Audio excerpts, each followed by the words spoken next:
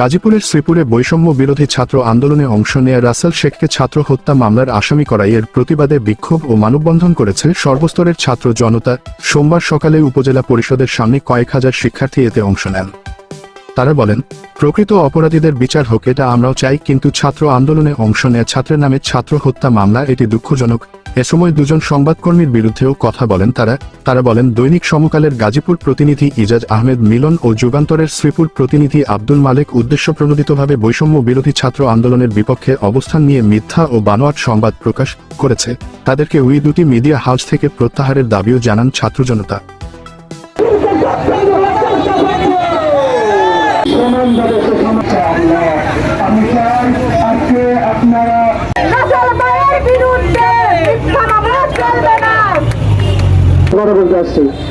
আমরা বিগত দিনে স্বৈরাচার সরকারের পক্ষে যারা কাজ করছে, উপস্থিত শিক্ষকবৃন্দ, উপস্থিত সাংবাদিক সমাজের প্রতিবৃন্দ, মিডিয়া, ইলেকট্রিক মিডিয়া, শ্রমিক আমাদের সাথে কাঁধে কাঁধ মিলে আজকে আন্দোলনে শরীক হয়েছেন, সকলকে ছাত্র জনতার পক্ষ থেকে শুভেচ্ছা জানাচ্ছি এবং আমরা আশা করব আগামীতে আপনারা এভাবে আমাদের সাথে থাকবেন।